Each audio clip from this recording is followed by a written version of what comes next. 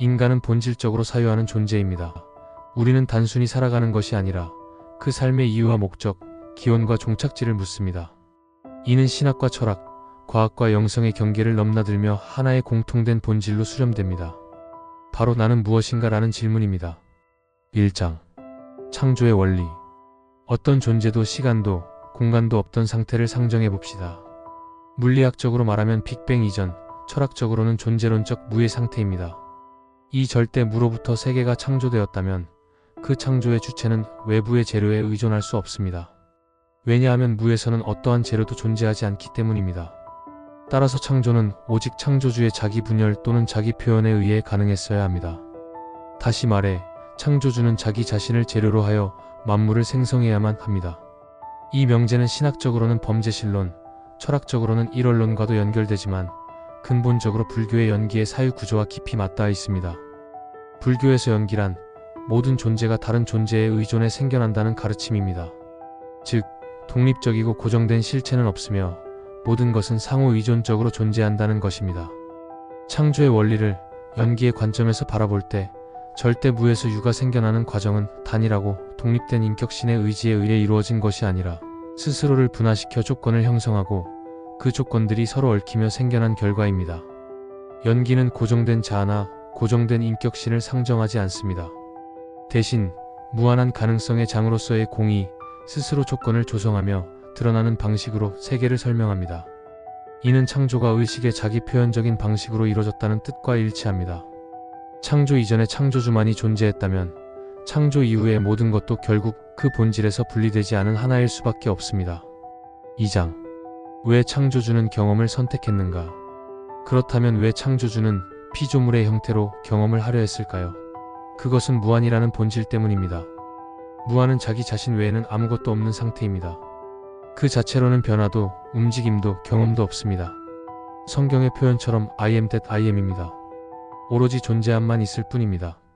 경험은 오직 분리와 제한이 있는 상태에서만 가능해집니다. 사랑과 두려움, 공포와 평화, 상실과 기쁨의 이 모든 감정은 자기 자신이 유한하다고 믿는 주체만 경험할 수 있는 것입니다. 그러기 위해서는 망각이 필요합니다.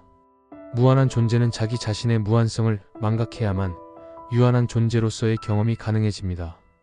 3장. 에덴 동산과 선악과의 비유. 성경의 창세기는 이 과정을 상징적으로 보여줍니다. 선악과를 먹기 전 아담은 하나님의 창조 세계와 구별 없이 존재했습니다. 또한 그는 에덴 동산의 모든 동식물의 이름을 붙일 수 있는 권능을 부여받습니다. 이름을 붙인다는 것은 일종의 창조행위입니다. 하나님만 할 수 있는 창조행위를 아담도 행하는 것입니다. 그러나 동산 한가운데 가장 잘 보이는 곳에 위치한 선악과를 먹은 직후 아담은 스스로를 부끄러워하고 두려움을 느낍니다. 그것은 나라는 믿음이 형성되었고 동시에 너라는 세계가 출현했음을 의미합니다. 4장. 무아. 나라고 할 만한 것이 없다. 불교의 무아 사상은 이를 더 깊이 있게 해석합니다. 붓다가 설파한 무아는 내가 없다라는 뜻이 아닙니다. 무아의 진정한 의미는 나라고 할 만한 것이 없다는 것입니다. 이는 역설적으로 내가 아니라고 할 만한 것도 없다는 뜻이 됩니다. 즉, 나와 세계는 본질적으로 하나이며 서로 분리될 수 없습니다. 모든 경험은 이 일심의 표현입니다. 힌두교에서는 인간의 가장 깊은 근원에 신의 본성인 아트만, 즉 참다운 나, 참나가 있다고 믿었습니다. 붓다는 6년의 혹독한 고행에도 결국 그 참나를 찾지 못했습니다. 오히려 인간의 깊은 내면에는 아트만이라는 것은 없다 라는 뜻의 무아, 아나트만을 깨달은 것입니다. 인간의 깊은 내면 속에 불성이 있는 것이 아니고 중생의 그 모습 그대로가 그냥 부처인 것입니다. 유한한 인간의 깊은 내면에 신성이 별도로 있는 것이 아니고 유한함 그 자체가 무한함을 표현하는 일시적 상태인 것입니다. 5장. 현실이라는 꿈. 왜 인생은 가장 깊고 안정된 꿈인가? 우리는 밤마다 꿈을 꿉니다. 꿈속에서 우리는 분명히 존재하고 타인과 사건도 있습니다. 그 속의 감정은 때로 현실보다 더 생생합니다. 하지만 눈을 뜨는 순간 우리는 알게 됩니다. 그것이 꿈이었다는 것을. 현실도 마찬가지입니다. 우리가 살아가는 이 현실 또한 하나의 안정된 꿈입니다. 우리는 꿈속에서 그것이 꿈인 줄 몰랐듯 현실에서도 이 세계가 마음의 투영이라는 사실을 알아차리지 못합니다. 이 무지를 불교에서는 아비디아, 즉 근본무명이라 부릅니다. 무명의 반대말, 반야는 지혜라는 뜻입니다. 반야는 이 현실이 가장 깊고 안정된 꿈이라는 사실을 바로 보는 것입니다. 반야를 통해서 모든 괴로움의 강을 건너게 되는 것입니다. 6장. 중요성의 해체 곧 괴로움의 해방. 괴로움은 어디서 오는가? 그것은 중요성이라는 환상에서 옵니다. 꿈속에서는 생명, 죽음, 돈, 관계, 지위가 모두 중요해 보입니다. 하지만 깨어나면 그것들은 아무런 실체도 없었음을 알게 됩니다. 현실도 같습니다. 우리가 부여한 중요성이 괴로움을 낳습니다. 따라서 인생을 수월하게 사는 길은 단 하나입니다. 바로 삶의 중요성을 낮추는 것입니다. 그것은 현실을 포기하거나 무시하라는 뜻이 아닙니다. 오히려 그 안의 본질을 더 깊이 바라보게 됩니다. 7장. 일심 모든 것은 하나의 마음. 보조국사 진울께서는 수심결에서 다음과 같이 말합니다. 일체 중생이 일으킨 허망한 생각과 환들은 모두 부처의 원각묘심에서 나왔다. 그러므로 이 마음을 떠나서는 부처는 없다라는 것을 알아야 한다. 이 말은 대단히 심오합니다. 나와 너, 세계와 나, 부처와 내가 둘이 아님을 아는 것, 그것이 곧 괴로움을 벗어나는 문입니다. 8장. 색즉시공, 공즉시색, 형상과 공의 동시성. 색즉시공, 공즉시색 이라는 반야심경의 가르침이 있습니다.